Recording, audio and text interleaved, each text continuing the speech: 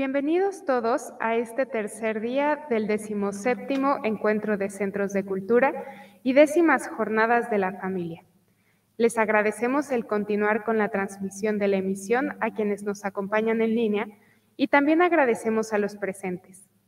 A continuación, los invitamos a ver un spot acerca de la masculinidad elaborado por estudiantes universitarios de diversas carreras en UPAEP.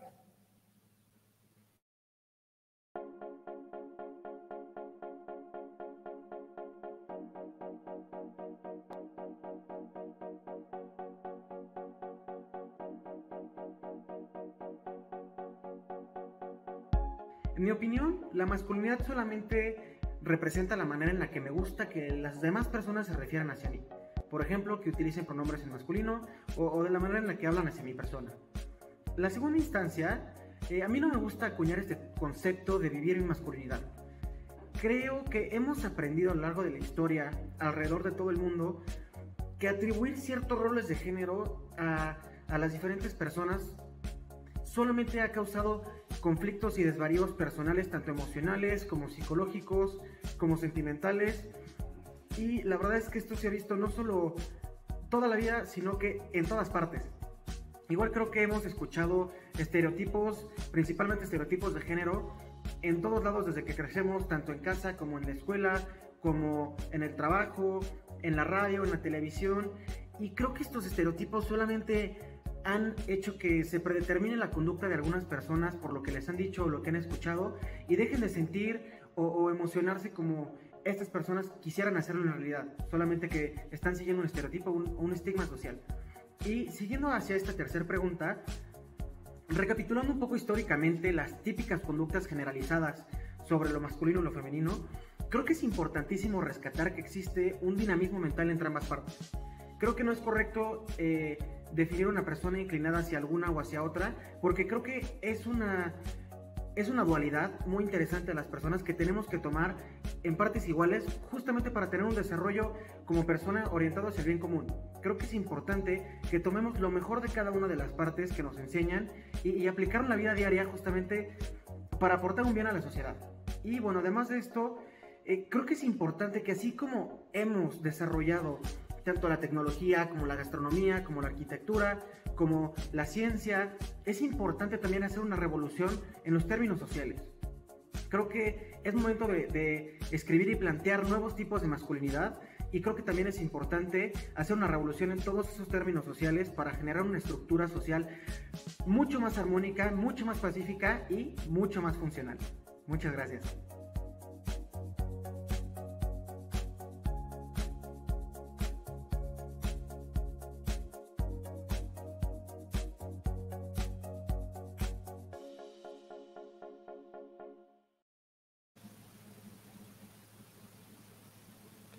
Para el cumplimiento del programa, iniciaremos este último día de encuentro con la ponencia en la búsqueda del adulto perdido.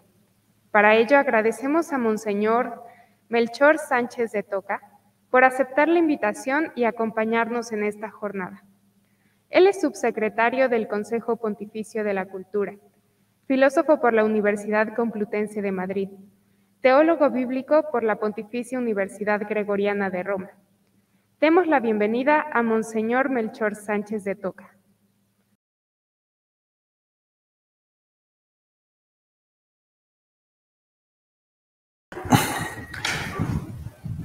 Muy buenos días, buenas tardes a todos, queridos amigos de la UPAEP. Yo quisiera comenzar esta intervención mía dedicando un recuerdo agradecido y conmovido a la figura de Monseñor Fabio Duque Jaramillo, obispo de Garzón, fallecido recientemente el 10 de febrero en Medellín, en Colombia. Monseñor Fabio Duque Jaramillo, desde su posición como subsecretario del Consejo Pontificio de la Cultura y junto con nuestro querido y llorado profesor don Manuel Díaz Cid, fue quienes iniciaron estos encuentros de centros de cultura allá por el año 1997. Monseñor Duque Jaramillo era doctor honoris causa por esta casa, por la UPAEP, y a ella siguió muy unido a lo largo de toda su vida, hasta la muerte que lo sorprendió con una enfermedad fulminante que se lo llevó en poco menos de un mes.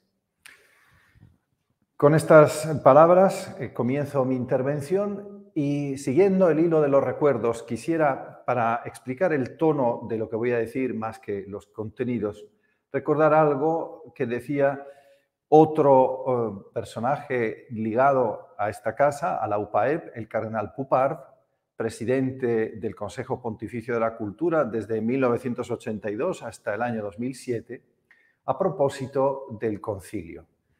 Él cuenta en sus memorias que, estando en la Secretaría de Estado, en la sección francesa donde trabajaba y por lo tanto muy cerca del Santo Padre, recibió un día, en la tercera o cuarta sesión del concilio, la visita del arzobispo Garon, que venía a informarle acerca de la Constitución que se estaba entonces escribiendo y que hoy conocemos como Gaudium et Spes. El cardenal, después fue cardenal Garrón, decía a propósito de esta Constitución que había sido toda ella escrita de tal manera que incluso los no creyentes y los no cristianos pudieran leerla y entenderla. Había sido escrita pensando en ellos. Quería decir que este documento acerca de la Iglesia tenía que estar escrito de manera que la pudiera entender aun quien no dominase el lenguaje teológico, y debía evitar sobre todo el estilo denigratorio en la crítica de doctrinas opuestas a la fe cristiana. Me viene a la mente esta anécdota que escuché muchas veces al cardenal Pupart a la hora de abordar un tema como el de nuestro congreso, una reflexión acerca de la masculinidad. Porque al enfrentarnos a modelos ideológicos opuestos, a veces sumamente agresivos, para nosotros lo fácil es colocarse en una posición de puro rechazo, cosa que, por otra parte, no es nada difícil en algunos casos, y usar un lenguaje denigratorio y despectivo para quienes sostienen otras posiciones. El estilo y el tono de esta intervención, como creo que está siendo el del Congreso, debería ser tal que quien no comparte nuestras ideas pueda lealmente reconocer la razonabilidad de nuestra propuesta humanista, como dijo el martes el rector Baños Ardavín, aceptar nuestras críticas y devolvernos las suyas, en un diálogo constructivo, aunque se nos antoje utópico. Recordando además que detrás de muchas posiciones no hay ideas sino personas con una historia de sufrimiento y de humillaciones.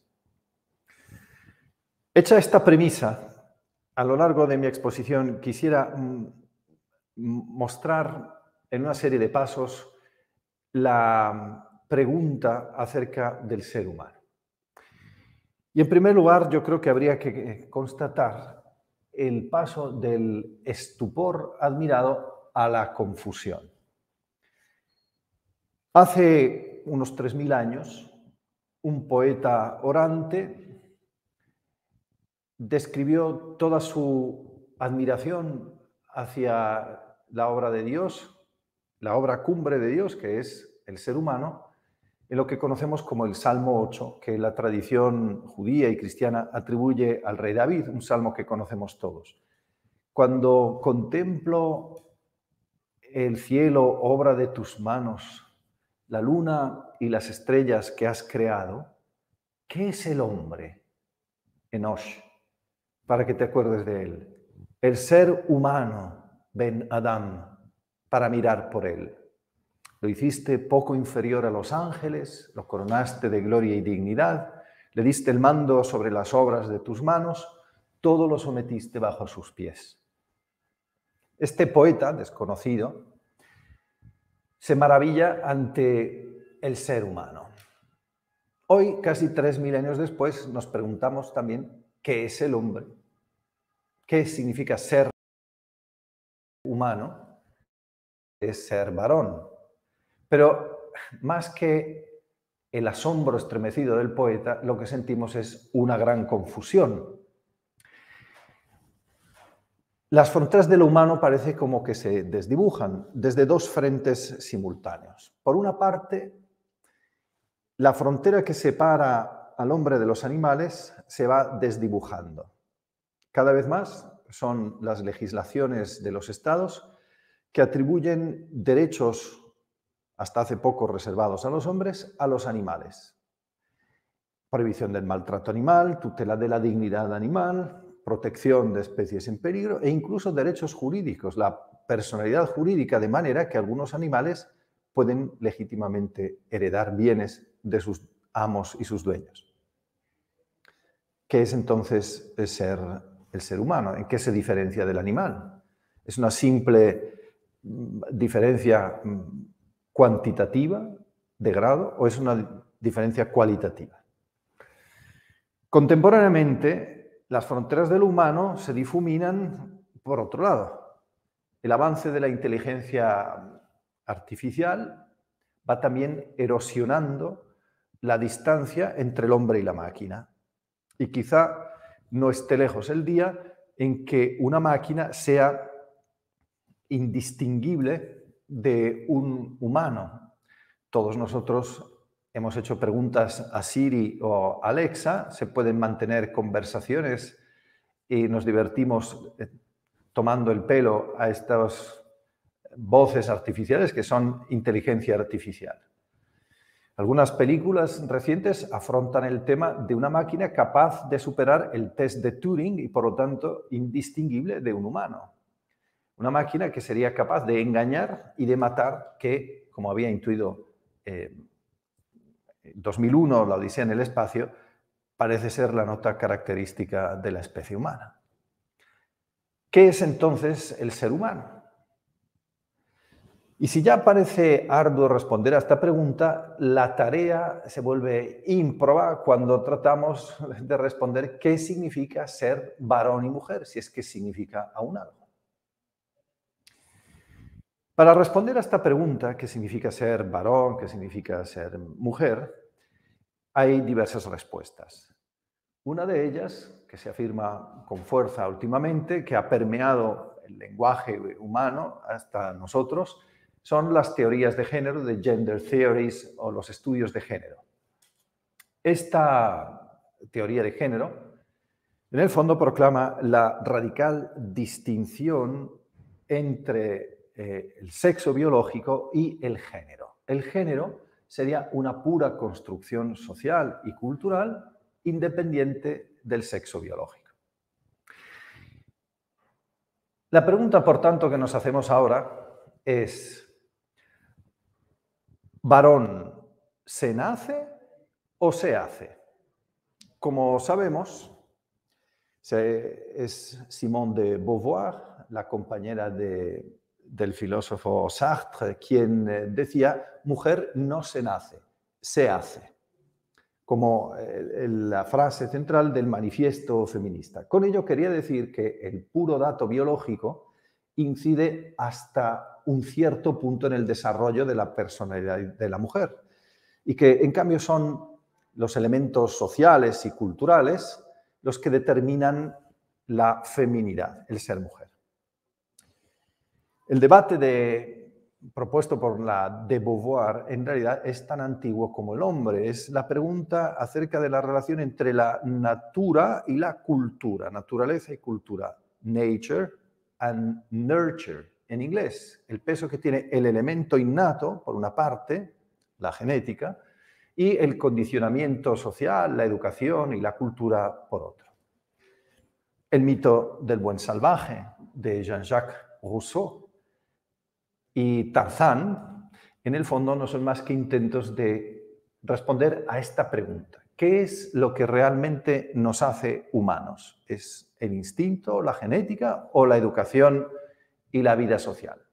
Rousseau, como sabemos, estaba convencido de que el hombre posee una bondad natural, instintiva, que se pierde irremediablemente cuando entra en relación con las demás personas. Y Hobbes, por el contrario, pensaba que era al revés, que el hombre es un lobo para el hombre y que solo la educación y la sociedad logra contener sus instintos predatorios.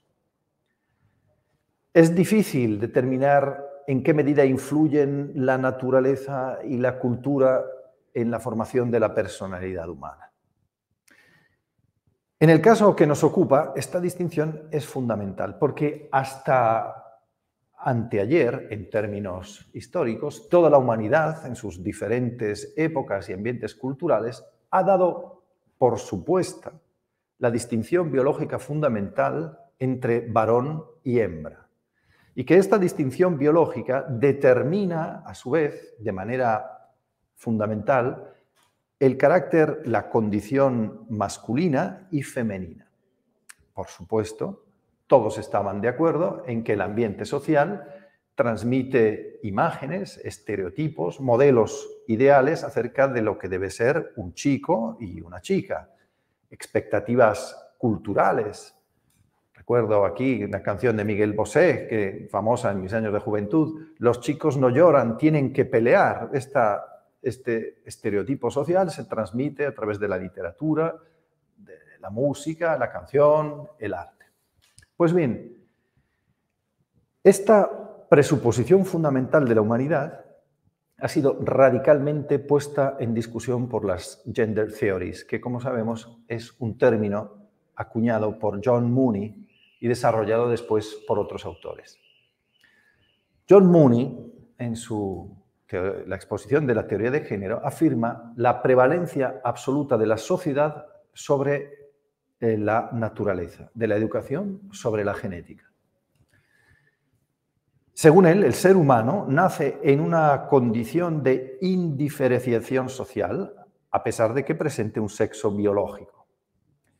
Lo mismo que no nacemos con una predisposición para aprender una lengua, sino que es la educación la que nos enseña una lengua que se convierte en nuestra lengua materna. De la misma manera, es posible modelar la identidad sexual de la persona independientemente del sexo biológico de nacimiento.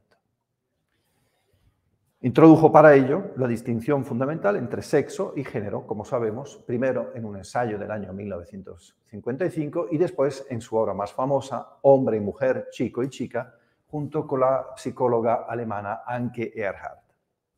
Según ellos, identidad de género es la identidad, la unidad, la persistencia de cada uno en cuanto varón, hembra o ambivalente, en mayor o menor grado, en la medida en que uno lo experimenta en su conciencia.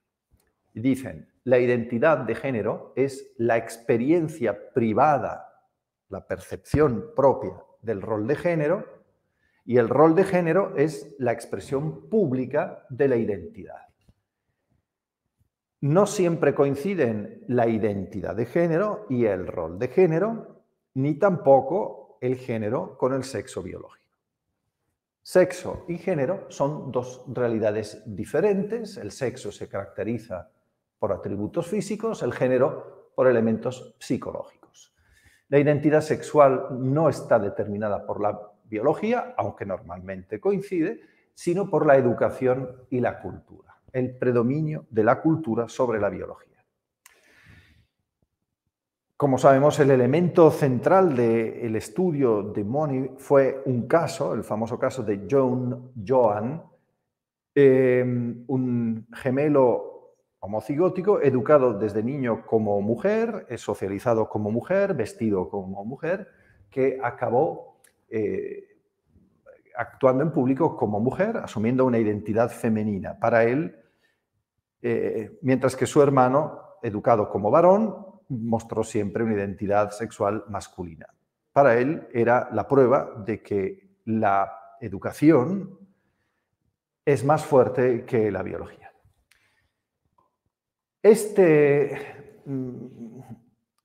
Esta prueba, demostración empírica de sus teorías, sabemos que en realidad es un falso. Este pobre muchacho, objeto del experimento social, se llamaba David, y en realidad se rebeló contra la condición femenina que le había sido impuesto, se negó a someterse a una operación, recuperó su identidad masculina como David. Pero Las ideas de Money habían hecho brecha, se habían impuesto primero en una élite muy reducida y después en organismos internacionales y en la cultura popular. Como suele decirse, si los hechos no se ajustan a la teoría, peor para los hechos. Y así ha sido.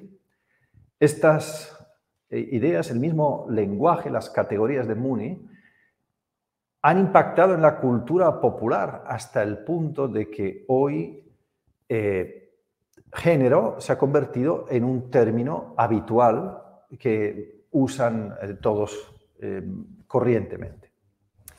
Sin embargo, las cosas fueron mucho más allá, porque establecida esta distinción entre género y sexo y afirmada la independencia del uno respecto al otro, esto acabó llevando a la cancelación de la distinción entre sexos.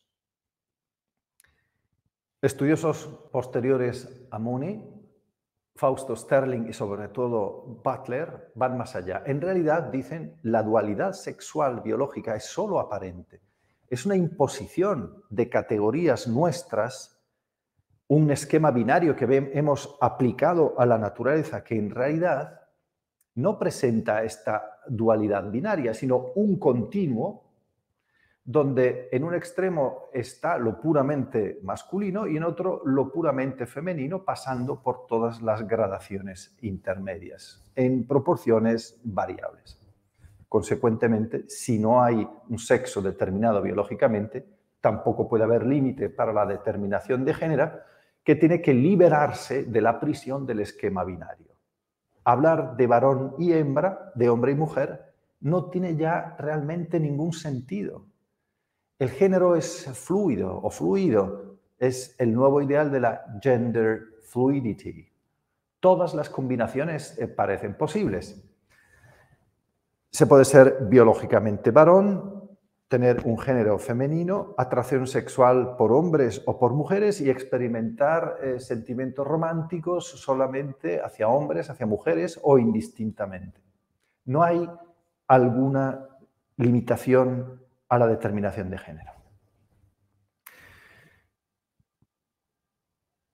¿Qué hacer ante esto? Bien, parece que las ideas se volvieron locas. Estas cosas parecían ideas locas de algunos hippies, élites ricas y aburridas del 68, que han ido ganando en aceptación social hasta haber conseguido su normalización, que, como decía Julián Marías, es la gran victoria cultural de estas ideas. El término género se ha ido extendiendo y sustituyendo al de sexo en las escuelas, en los documentos oficiales y en los formularios. Cada vez más frecuentemente uno encuentra en las casillas de las formas oficiales el término género, donde se abren diversas posibilidades. Hombre, mujer, otro. Según las plataformas de apoyo a personas LGTBQ, el espectro es prácticamente ilimitado.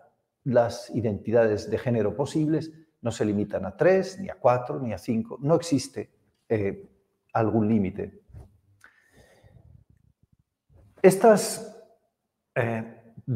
ideas, estas teorías pareciera que no tienen consecuencias en la vida real, pero vivimos en sociedad y la sociedad tradicionalmente se ha organizado en función del sexo biológico, es decir, en función de la distinción entre hombre y mujer.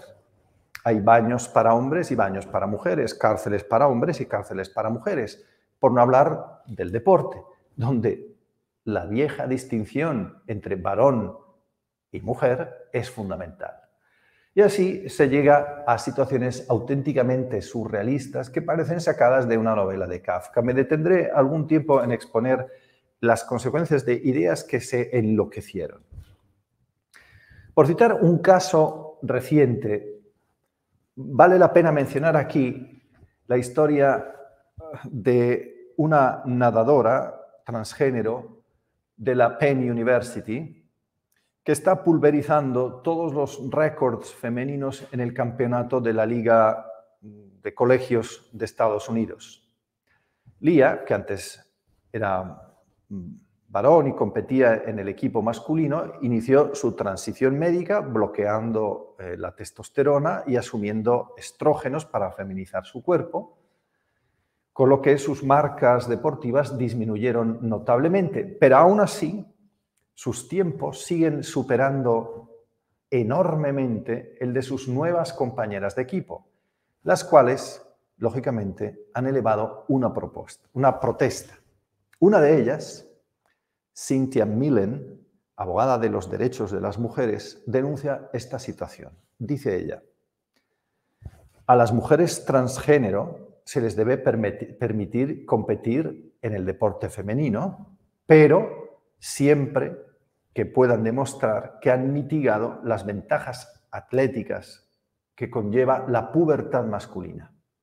Dice ella: como abogada de derechos civiles, puedo asegurarles que no es justo que la mujer transgénero Lia Thomas compita por la Universidad de Pensilvania en la Liga de Colegios Americanos. Su dominio de la categoría femenina no está haciendo nada por generar una mayor empatía en la sociedad hacia las prácticas inclusivas en favor de la comunidad transgénero. En efecto, por mucho que asuma fármacos que reduzcan el nivel de testosterona, Lia sigue conservando la memoria muscular y la potencia desarrollada en los años en que competía como hombre. Sigue teniendo un cuerpo de varón y eso le proporciona una ventaja añadida, un verdadero doping genético que anula el principio fundamental sobre el que se basa el deporte moderno, que consiste en la igualdad de oportunidades y de condiciones de partida. Este es solo el caso más reciente que cualquiera puede buscar hojeando la prensa en línea de las últimas semanas. Pero se multiplican incidentes similares en otras disciplinas en las que atletas transgénero, normalmente mujeres que antes eran hombres, ganan con facilidad pruebas deportivas en su nueva condición sexual. Lo interesante del caso es que esta Cynthia Millen no expresa un juicio moral sobre la condición de Thomas, como tampoco lo hacemos nosotros. Detrás de cada historia personal hay una enorme carga de sufrimiento, de humillaciones padecidas y de marginación. Millen tampoco sostiene que Thomas u otros atletas hagan su transición como mujeres para tener mayores oportunidades de ganar títulos deportivos, aunque, añado yo, inevitablemente, tarde o temprano, alguno lo intentará. Pero la naturaleza es la que es y una persona trans, por mucho que se identifique con un género diferente o que se opere, seguirá estando inevitablemente marcada por el sexo biológico de nacimiento. De manera que al final parecería que se impone la madre naturaleza sobre la cultura. No basta simplemente considerarse mujer para empezar a serlo. La vieja biología es tozuda y el soporte biológico de la persona es mucho más importante de lo que la teoría de género pretende indicar. Y es que la condición sexual permea toda la personalidad y la vida. Poseer un pene o una vulva no es un simple accidente biológico, es la manifestación externa de una de las dos maneras en que se da el ser humano. Y si bien es cierto que en la naturaleza existen muchas posibilidades, en la naturaleza existe todo, lo cierto es que el dimorfismo sexual se ha revelado como la estrategia adaptativa más eficaz. Y por eso mismo las variaciones de este dimorfismo son descartadas por la misma naturaleza. Ironías de la historia, ¿quién nos iba a decir que al final, para defender la posición del humanismo cristiano, acabaríamos aliándonos con el viejo Darwin? Estas ideas se volvieron locas. Ahora, ¿cómo se pudo llegar a tanto? ¿Cómo es posible que ideas que en sus consecuencias llevadas al extremo se revelan absurdas hayan podido imponerse en toda la sociedad? Bueno, habría que decir en primer lugar que se ha ido creando una nueva ortodoxia que vuelve muy difícil la discrepancia. En el caso de Lia Thomas, solo Cynthia Millen se atrevió a dar voz a sus compañeras que prefieren guardar anonimato por miedo a represalias o a ser tachadas de transfobia o a ser discriminadas. En el mundo académico está sucediendo cada vez más. Grupos militantes muy agresivos imponen una manera de pensar, vigilan el pensamiento, de manera que muchos profesores se ven acosados por alumnos continuamente observados y juzgados. Sin embargo, hay que reconocer que toda ideología, por descabellada que sea, contiene en algún lugar algún elemento de verdad, porque no hay realidad humana que sea completamente, totalmente perversa.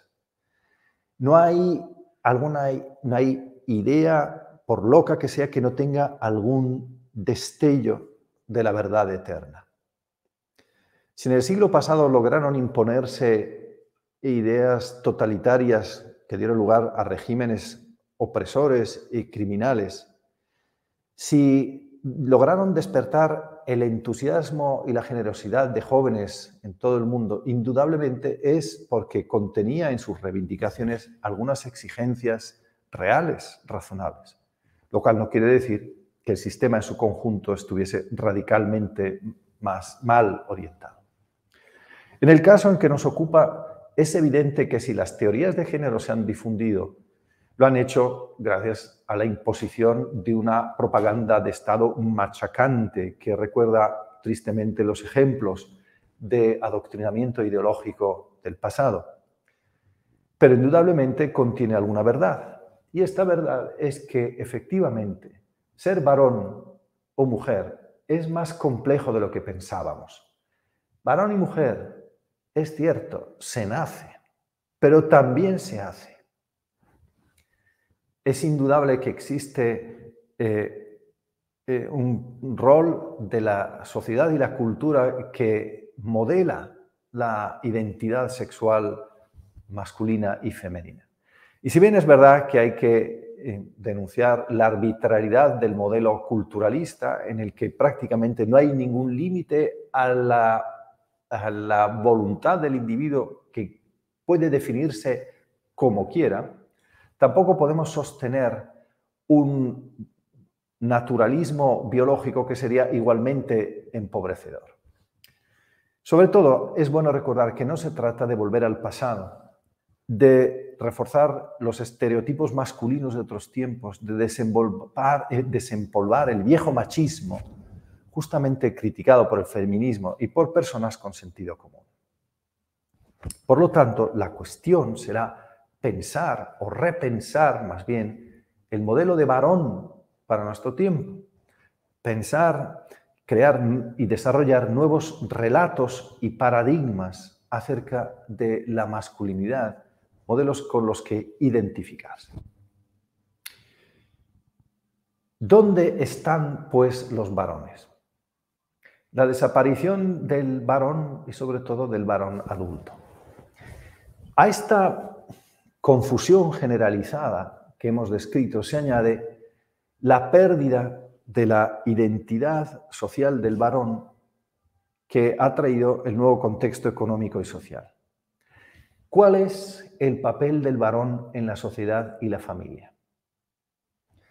Los reductos tradicionales del varón, el trabajo duro, las fuerzas armadas, las profesiones de riesgo, los puestos de mando en el gobierno, en la magistratura, se han ido abriendo a las mujeres.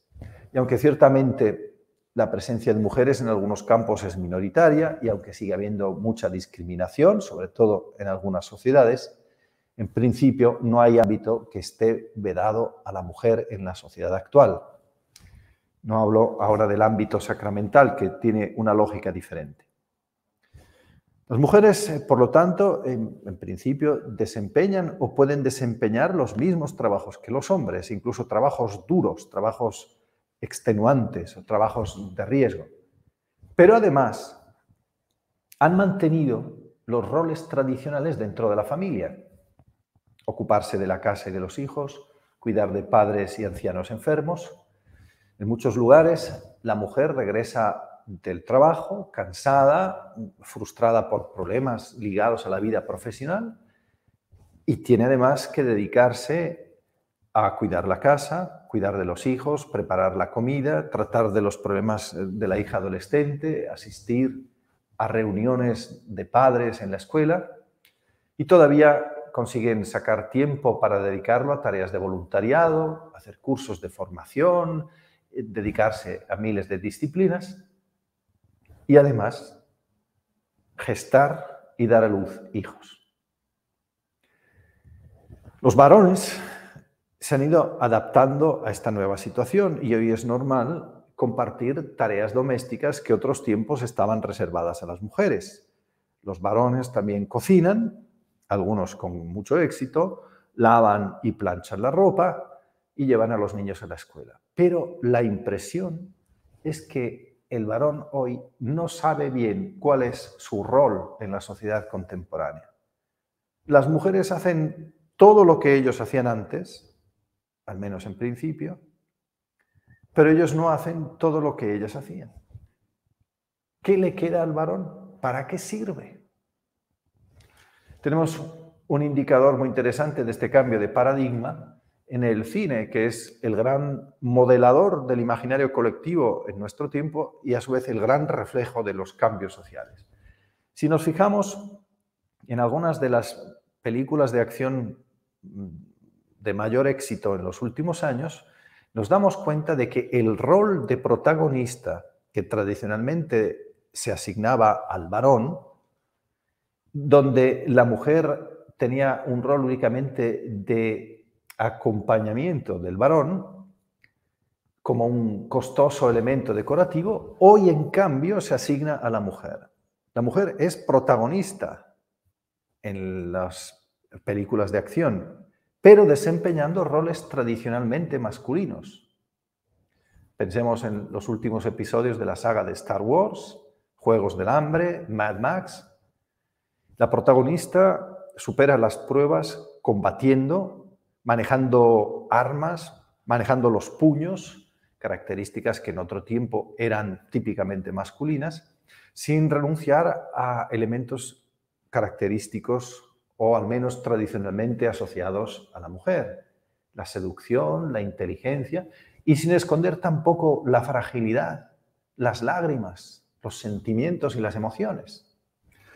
La mujer, por lo tanto, ocupa todo el espectro de roles tradicionales, tanto los masculinos como los femeninos. ¿Qué le queda, pues, al varón?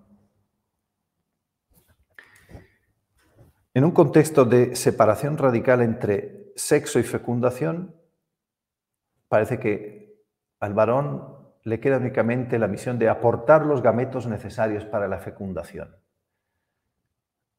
Fecundación que puede después hacerse tranquilamente en laboratorio. En este contexto, la mujer es libre de escoger la maternidad en las condiciones que mejor considere para obtener su propia realización personal, sin tener que asumir el costo emocional de tener que soportar a un varón a su lado.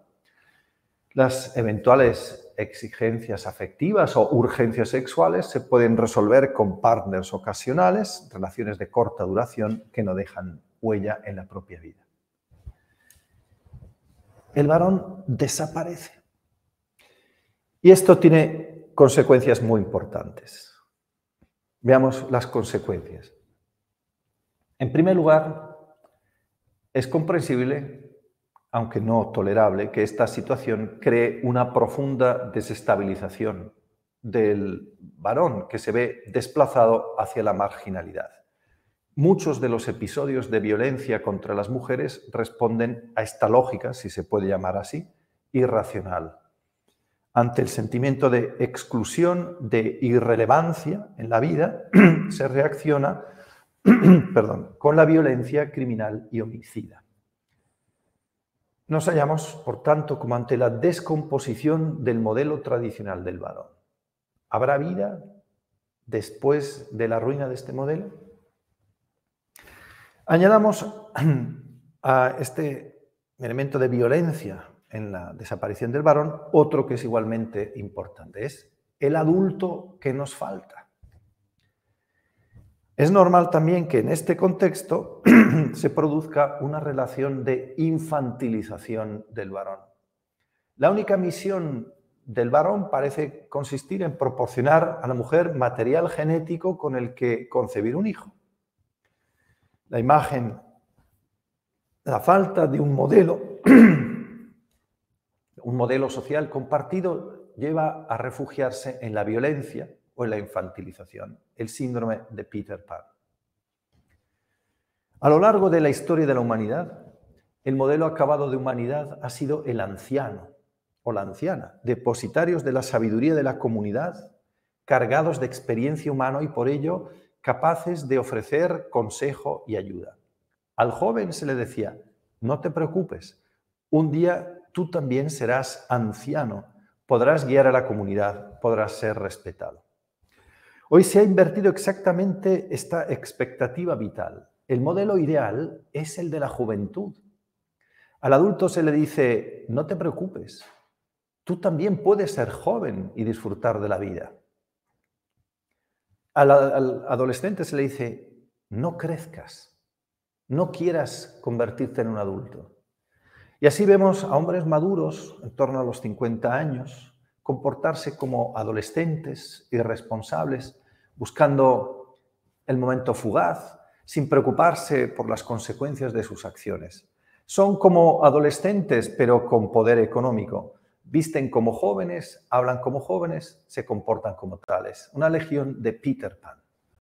Este es el adulto que nos falta. También en nuestras iglesias. Los datos estadísticos son implacables y muestran la caída constante de la práctica religiosa, no solo debido a la pandemia. Es reciente el dato que muestra el descenso de la práctica religiosa en Estados Unidos, considerado tradicionalmente un baluarte contra el secularismo occidental, por debajo del 50%. En Europa, estas cifras son aún más alarmantes. En muchos países no llega al 2 o al 3%, un 15% en España. Estas cifras ya preocupantes de por sí, lo son más si consideramos al gran ausente. No el anciano, ni el niño, ni siquiera los jóvenes, sino sobre todo los adultos comprendidos en la franja de edad entre los 30 y los 60 años. Este adulto perdido, el adulto que nos falta, es el reflejo de una nueva sensibilidad social, un nuevo paradigma humano. El adulto posmoderno, que un sociólogo llama el adulto 4.0. Un adulto instalado en un individualismo placentero y protegido. Un individualismo que no reconoce nada más por encima ni más allá de sí mismo. Una estructura psíquica fundamentada en sentimientos de libertad y de unicidad.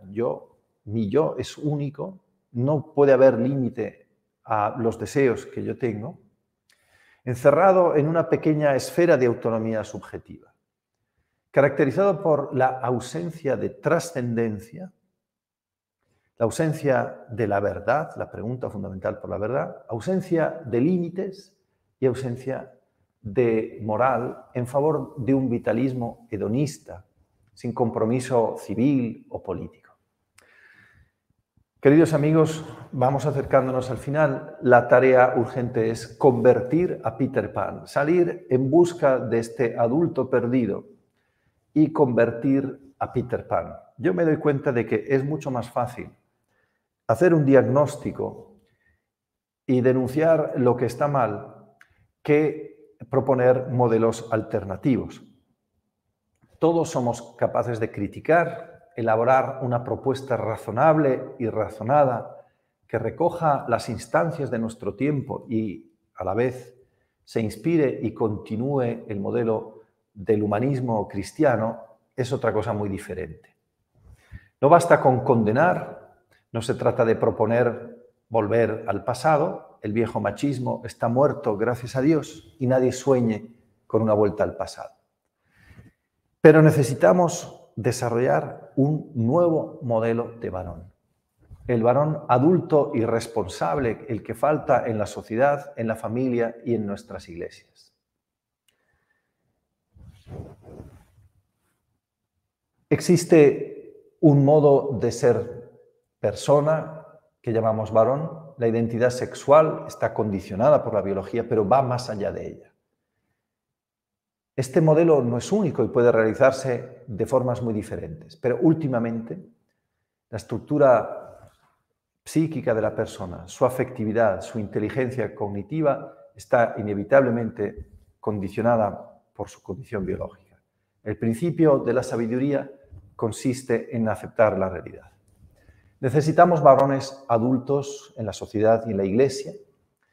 El paradigma del buen samaritano, basado en la actitud de acogida y de cura, virtudes que antes se asociaban con el universo femenino, tiene que convertirse en el nuevo modelo masculino, que requiere coraje, iniciativa e inventiva. Es necesario empoderar a los varones. Las mujeres lo han hecho o lo están haciendo.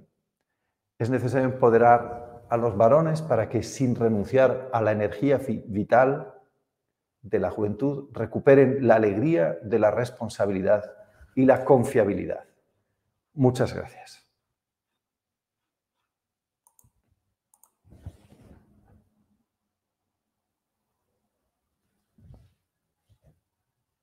Muchas gracias, Monseñor. Ahora daremos paso a un breve espacio para dar respuesta a una pregunta. ¿Cómo crear contrapesos para la ideología de género, aparte del trabajo educativo que se hace en casa?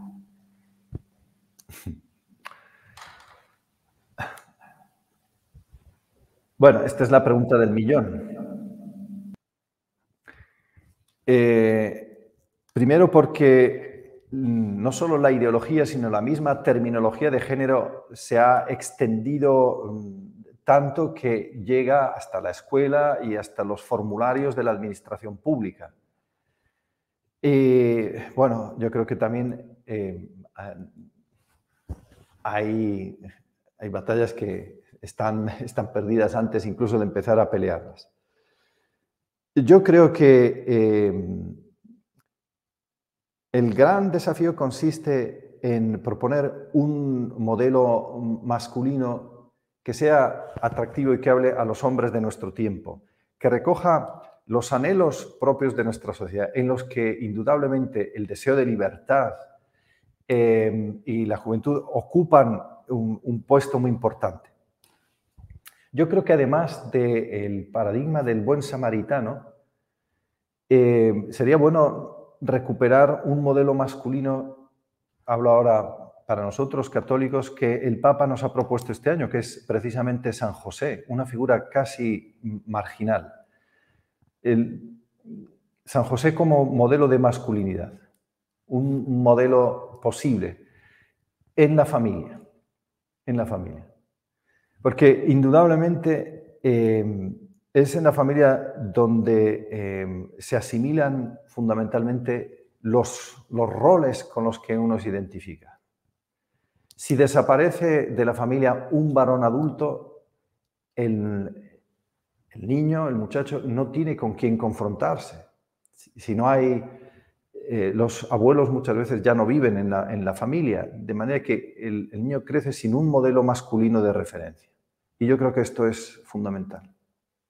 Y por eso no es de extrañar que parte de la descomposición del modelo de varón esté muy ligada a la desintegración de la familia y a